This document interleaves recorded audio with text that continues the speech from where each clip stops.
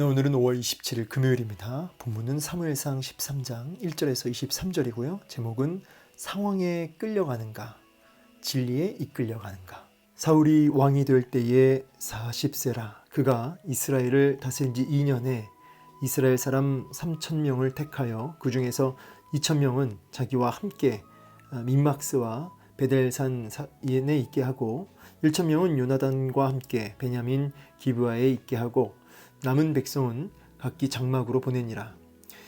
요나단이 게바에 있는 블레셋 사람의 수비대를 치매 블레셋 사람이 이를 들은지라 사울이 온 땅에 나팔을 불어 이르되 히브리 사람들은 들으라 하니 온 이스라엘이 사울이 블레셋 사람들의 수비대를 친 것과 이스라엘이 블레셋 사람들의 미움을 받게 되었다 함을 듣고 그 백성이 길갈로 모여 사울을 따르니라.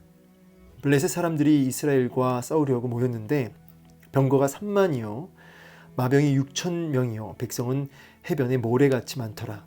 그들이 올라와 베다웬 동쪽 민막스에 진침해 이스라엘 사람들이 위급함을 보고 절박하여 굴과 수풀과 바위 틈과 은밀한 곳과 웅덩이에 숨으며 어떤 히브리 사람들은 요단을 건너 갓과 길랏 땅으로 가되 사울은 아직 길갈에 있고 그를 따른 모든 백성은 떨더라.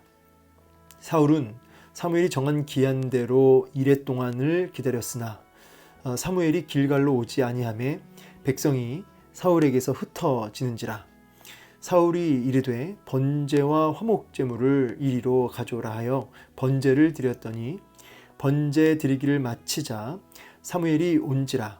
사울이 나가 맞으며 문안하매 사무엘이 이르되 왕이 행하신 것이 무엇이냐 하니 사울이 이르되 백성은 내게서 흩어지고 당신은 정한 날에 오지 아니하고 블레셋 사람은 믹마스에 모였음을 내가 보았으므로 이에 내가 이르기를 블레셋 사람들이 나를 치러 길갈로 내려오겠거늘 내가 여호와께 은혜를 간구하지 못하였다 하고 부득이하여 번제를 드렸나이다 하니라. 사무엘이 사울에게 이르되 왕이 망령되이 행하였도다. 왕의 하나님 여호와께서 왕에게 내리신 명령을 지키지 아니하였도다. 그리하였더라면 여호와께서 이스라엘 위에 왕의 나라를 영원히 세우셨거늘 것이거늘 지금은 왕의 나라가 길지 못할 것이라.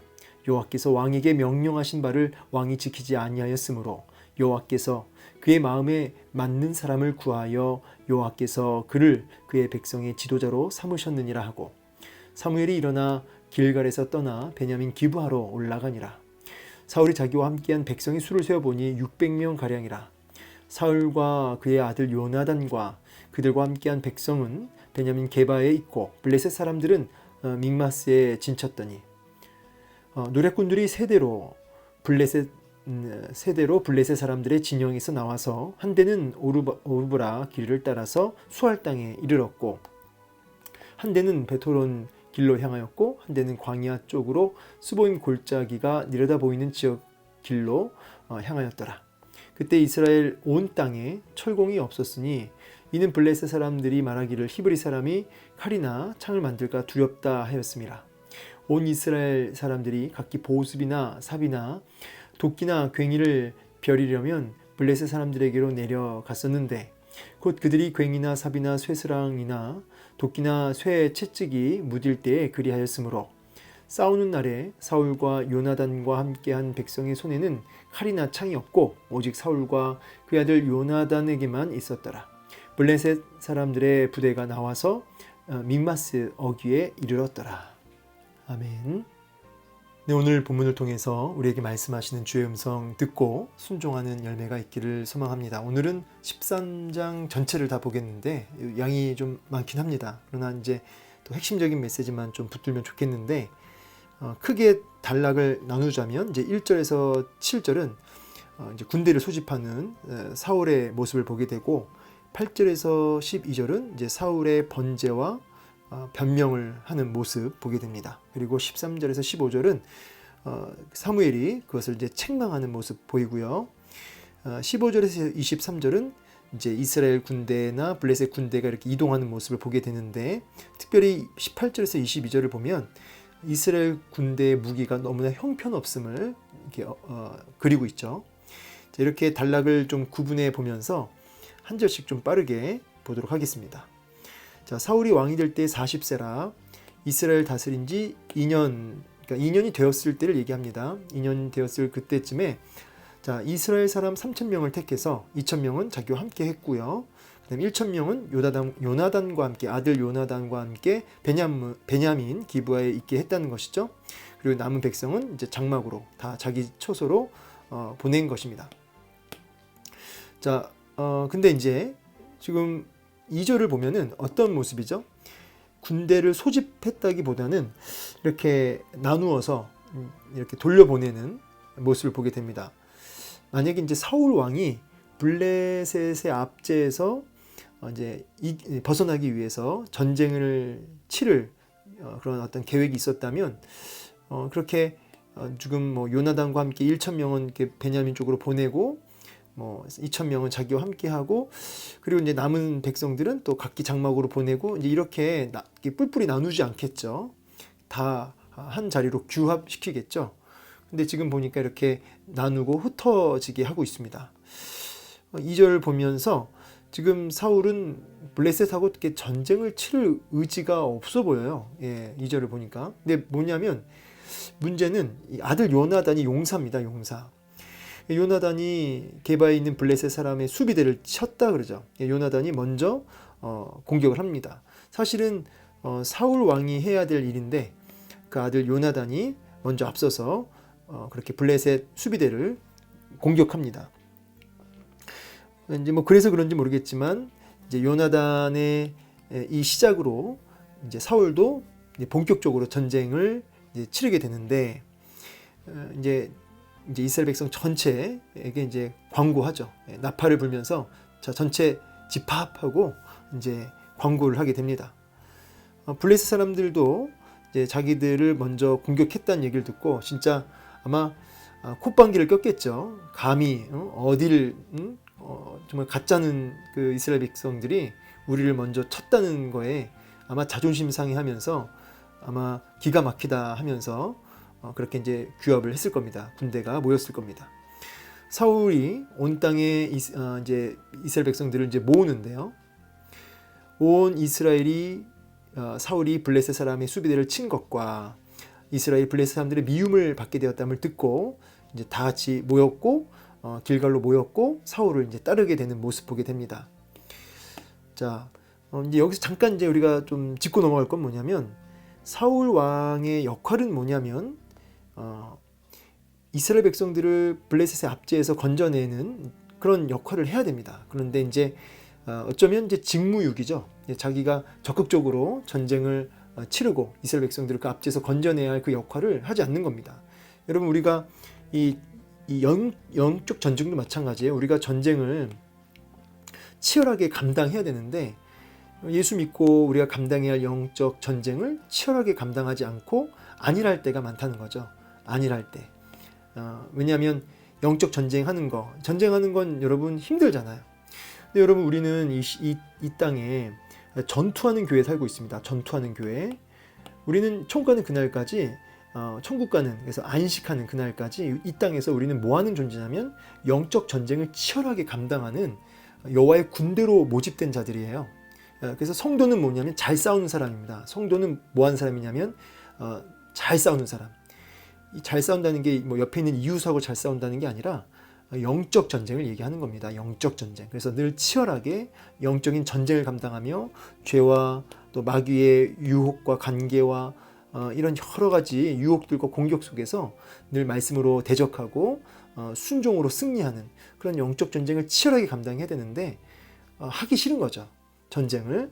그래서 이렇게 안일하고 나태하게 있는 것입니다. 그리고 어느 순간부터 블레셋 압제를 그냥 받아들이는 거죠. 이런 모습들이 오늘날 우리들에게도 있다는 거예요. 이제 여기가 좋사오니 하면서 그냥 죄와 편승하고 세상과 편승하고 이렇게 전쟁 감당하지 않고 그냥 좋은 게 좋은 거지 하면서 그렇게 세상과 짝하여 그냥 가는 이런 모습들이 우리 안에도 있는 거죠. 이런 모습은 건강하지 않습니다. 정말 건강한 구원받은 성도의 아주 중요한 모습은 뭐냐면 날마다 치열한 전쟁이 있다. 그리고 전쟁을 기꺼이 감당하려고 한다는 거죠. 이게 성도의 모습입니다. 근데 이제 어쨌든 이 사울은 본인의 그 직무, 감당해야 할 그 사명의 자리를 제대로 감당하고 있지 못한 것 같아요. 어쨌든 요나단이 이제 시작을 해서 전면전이 이루어진 겁니다. 예, 요나단이 그에 비하면 참 아버지에 비하면 참 훨씬 훌륭하죠. 그래서 이제 요나단을 통해서 전쟁이 시작됐고 사울도 이제 더 이상 이제 뒷짐질 수 없고 이제 상황이 또 이렇게 끌려가니까 이제 전면전에 나와서 담대하게 이제 앞으로 나갑니다. 근데 이제 블레셋 사람들이 이제 군대가 딱 모였는데 참 기가 막힙니다. 병거가 3만, 야 대단하네요. 병거가 3만, 마병이 6천, 백성은 해변에 모래같이 많고, 그리고 이제 그야말로 이제 코앞까지 와 있는 상황인데, 여러분 이런 상황만 보면 기가 막힙니다. 이스라엘 백성들은 무기가 없어요. 지금 총동기 문화입니다. 이스라엘은 지금 이 상황이 지금 뭐냐면 총동기 문화고, 이 블레셋은 철기 문화예요. 그러니까 이 무기도 이 차이가 엄청나게 차이가 있고, 그리고 병거나 이런 마병이나 이런 거는 어마어마한 거죠. 이거는 뭐 게임이 되지 않는 전쟁입니다. 누가 봐도. 자, 이것들이, 이 대적이, 이 상황이 눈앞에 딱 펼쳐지니까 기가 막힌 거예요. 이스라엘 백성들이 기가 막혀서 위급함을, 이 위기를 이제 느낀 거죠. 예, 뭐 애들이라도 느낄 거예요. 애들이라도. 이게 보면은 그냥 막막한 거죠. 마치 여러분 왜 넘을 수 없는 산처럼 정말 감당이 안 되는 문제가 이제 앞에 딱 진치고 있는 거죠. 절박해서 여기저기 숨어요. 굴에 숨고, 수풀과 바위에 숨고, 웅덩이에 숨고. 또 좀 적극적인 사람들은 아예 그냥 그 요단을 건너가서 아예 더 도망칩니다. 그리고 사울은 이제 도망칠 수 없으니까 분명히 사울도 떨고 있을 텐데 본인은 도망칠 수 없는 거죠. 그러니까 길갈에 있는데 그 사울 옆에 있던 사람들도 부들부들 떨고 있는 모습을 보게 됩니다.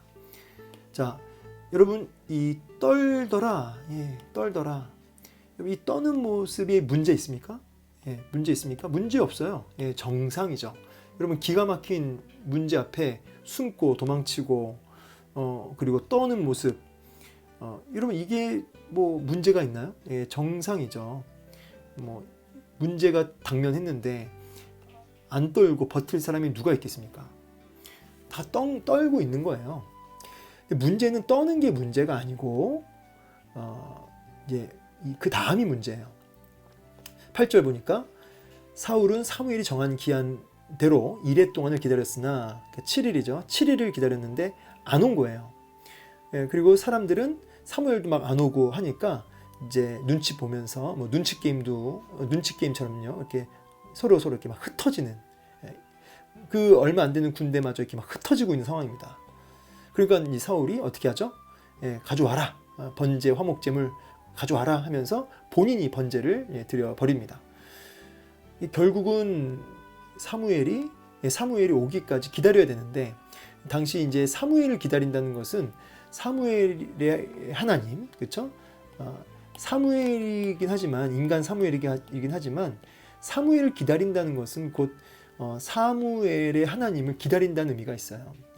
그래서 지금 떠는 건 정상인데 이스라엘 백성들이 그 두려움과 떨림을 가지고 누구 앞으로 전심으로 나가며 의지하며 그렇게 기다려야 했냐면 하나님께로 철저하게 정말 손을 두 손 다 들고 그렇게 하나님만을 매달리며 기다려야 되는 거죠. 여러분 감당이 안 되는 문제잖아요. 이거는 지금 뭐 해볼 수 있는 게임이 아니잖아요. 그러면 이제 이 순간에 사실 뭐 해볼 수 있는 게임이든 해볼 수 없는 게임이든 전쟁이든 그것이 크고 작은 문제든 뭐 큰 문제 작은 문제 관계없이 우리가 두려운 상황에 딱 직면하면 어떻게 해야 돼요? 하나님 앞에 엎드려야 되는 거죠. 그리고 하나님의 임재와 인도를 전적으로 구하며 기다려야 되는 거예요. 하나님의 은혜를. 근데 이제 사울이 하나님을 기다리지 못한 거죠. 지금 상황이 급박해지니까 하나님의 인도와 은혜를 이제 기다리지 못하고 사무엘을 기다리지 못하고 급하게 본인이 제사장이 아님에도 불구하고 이렇게 제사를 치러버립니다.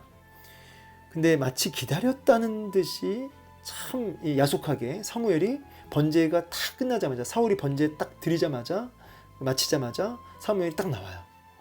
그러니까 아마 뜨끔했을 겁니다, 사울이. 그래서 급하게 나가서 이제 축복 문안하고 하니까 사무엘이 뭐 아주 직접적으로 얘기하죠. 뭐 다 인사 필요 없고 뭐 한 겁니까 지금? 뭐 한 겁니까? 그러니까 이제 막 변명을 합니다. 지금 상황이 이렇게 급박한데 지금 백성들은 흩어지고 당신은 안 오고 지금 약간 원망 섞인 뉘앙스 느껴지시죠? 블레셋 사람들은 나 죽이겠다고 지금 코앞에 있는데 이런 상황 속에서 내가 이제 어쩔 수 없이 부득이하게 하나님의 은혜를 입기 위해서, 하나님의 은혜를 받기 위해서 내가 어쩔 수 없이 부득이하게 번제를 드렸습니다 라고 얘기한 거죠. 이제 원문을 직역하면 할 수밖에 없었다 이렇게 나와요. 부득이하다 이 말을 할 수밖에 없었다. 자, 이것에 대해서 이제 사무엘이 평가가 망령되이 하나님을 무시했다. 네가 지금 하나님을 무시했다.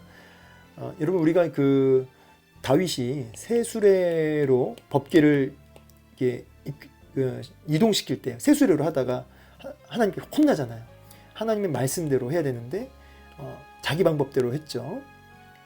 그래서 혼나서 이제 나중에 회개하고 이제 레위 지파가 어깨에 메고 법궤를 이동하는데 여러분 급하고 상황이 아무리 위급해도 하나님의 법대로, 하나님의 방법대로 그렇게 해야 되는 거죠. 사무엘을 끝까지 기다려야 되는 거예요. 하나님을 끝까지, 사무엘을 끝까지 기다리면서 하나님의 은혜를 인내로 기다릴 수 있어야 되는데 자기 방법대로 하나님의 은혜를 간구하고 자기 생각대로 그렇게 자기 상황에 끌려가서 그렇게 했다는 것입니다. 그것이 하나님을 망령되이 여긴 거죠. 하나님 무시한 거죠. 자기 방법대로 은혜를 간구한 겁니다.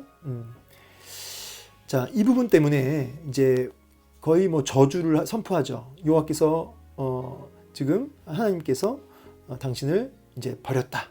당신이 지금 하나님 명령을 지키지 않았기 때문에 하나님께서 당신의 나라를 이제 무너뜨리고 새로운 왕을 세우셔서 그를 통해서 이제 하나님이 그 이스라엘 백성들을 이끌어가게 하실 것이다 라고 선포합니다.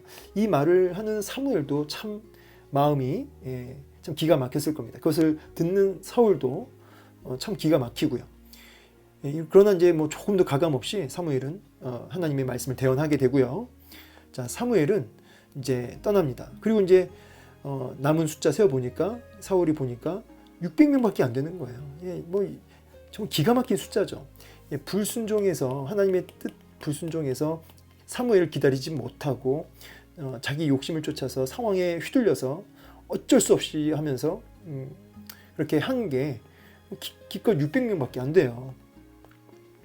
급하게 했더니 급하게 자기 방법대로 했는데 뭐 좀 나아졌습니까? 600명밖에 안 되는 거죠.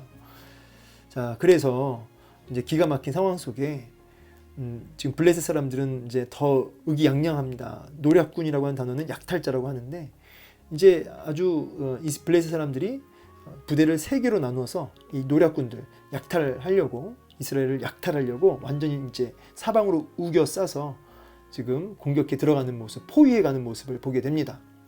그러면서 이제 19절에 이런 모습과 대비적으로 참 이스라엘의 그 무기 보세요. 뭐 히브리 사람들이 무기가 없어요. 뭐 기껏해야 이제 농사할 때 쓰는 그런 뭐 보습, 뭐 절단용 도구라는 이 보습이 뭐 삽, 도끼, 괭이, 이거 벼리려면이라는 게 이제 날카롭게 하는 겁니다. 가는 거죠. 그 가는 것도 블레셋 사람들한테 가가지고 돈 주고 이거 갈았거든요. 뭐 쇠책직, 이거 이제 소 모을 때 사용하는 막대기인데 이런 거 다 무뎌지면 이거 다 블레셋 가서 이게 갈고 돈 주고 갈아서 오고 이랬단 말이에요. 그러니까 뭐 무기가 없어요. 기껏해야 이제 사울하고 그 아들 요나단만 이제 칼, 창 딱 있고 다 뭐 농사 그 도구들이에요. 여러분 이게 지금 뭘 보여줄까요? 이거는 불가능한 전쟁이다를 보여주는 거야. 불가능한 전쟁이다. 이런 불가능한 전쟁에서 절대적으로 필요한 건 뭐예요? 하나님이죠, 하나님. 근데 그 하나님을 기다리지 못했다는 거죠. 하나님을 기다리지 못했다. 말씀을 마무리하겠습니다. 오늘 메시지가 주는 핵심 메시지가 뭘까요? 오늘 여러 가지 메시지가 있겠지만 오늘 좀 주목해 보고 싶은 건 뭐냐면 기다림이라는 단어예요. 사울이 사실은 어떤 면에서는 사울이 이해가 되기도 해요. 이런 위급한 상황. 그런데 여러분 이걸 아셔야 돼요. 상황에 끌려가는 인생이 있고 진리가 이끌어가는 인생이 있어요. 그러니까 상황에 휘둘리는 사람이 있고 진리가 그 사람을 붙들고 상황에 끌려가는 게 아니라 그 진리가 그 사람을 이게 견인해가는 인생이 있다는 거죠. 이게 이제 사실은 사울과 다윗의 결정적 차이예요. 사울은 상황에 끌려다닌 사람이었고 다윗은 상황에 끌려다닌 사람이 아니라 진리에 이끌려간 사람이었죠. 조급해진 상황 이해돼요. 그러나 그 상황 속에 끌려가지 말아야 됐어요. 하나님 앞에 머물러 서서 그 진리가 무엇인지, 하나님 뜻이 무엇인지를 살피며 인내하며 조급해하지 말고 인내하며 기다릴 수 있어야 된다는 거죠. 그래서 진리에 이끌려가야 된다는 거죠. 진리에 이끌려가는. 이 부분이 지금 사울이 실패한 아주 결정적 원인입니다. 떨 수 있어요. 문제가 생기는데 안 떨 수 있겠습니까? 다 떠는 거죠. 그런데 떠는 게 문제가 아니라 하나님을 기다리지 못하고 상황에 휘둘리는 것, 이게 문제예요. 떨리는 그 순간 떨리는 그 상황에 휘둘리지 말고 그 떨리는 그 상황에 하나님을 기다리며 그 진리를 살피며 그 진리를 붙들고 버텨야 되는 거죠. 인내해야 되는 거죠. 이 부분이 오늘 우리에게 중요한 교훈입니다. 근데 항상 뭐라고 해요? 이 변명, 부득이하여 어쩔 수 없이. 여러분 어쩔 수 없다라고 했을 때 여러분 그 어쩔 수 없는 건 본인이 어쩔 수 없는 거지 하나님은 어쩔 수 없는 게 아니에요. 여러분 이걸 아셔야 돼요. 하나님은 어쩔 수 없는 적이 없어요. 여러분이 어쩔 수 없는 거지. 그러면 하나님의 능력을 무시한 거죠. 그래서 어쩔 수 없는 내 수준으로 하나님을 보지 말고 능력이 무한하신 그 하나님을 기대하며 어쩔 수 없었습니다. 이런 변명은 하나님을 무시하는 행동이다. 그래서 부득이하여 내가 진리를 어기고 내 방법대로 했다. 여러분 이거는 여러분 하나님을 멸시하는 행동이다. 여러분 정말 중요한 건 뭐냐면 실력 좋은 탁월한 왕이 중요한 게 아니에요. 여러분 실력 있는 사람 되라고 세상은 얘기하죠. 근데 성경은 탁월한 왕을 실력 있는 사람을 찾는 게 아니라 바보 같지만 인내하며 기다리며 순종하는 왕, 순종하는 성도를 더 가치 있게 여긴다는 것이죠. 오늘 이 말씀 마음에 새기셔서 오늘 내가 하나님 앞에 기다려야 할 조급하지 말고 기다려야 할 모습이 무엇인지, 그리고 하나님 앞에 내가 핑계대지 않고 오늘도 내가 순종의 자리로 나아갈 수 있는 저와 여러분 되기를 주의 이름으로 축원합니다. 감사합니다.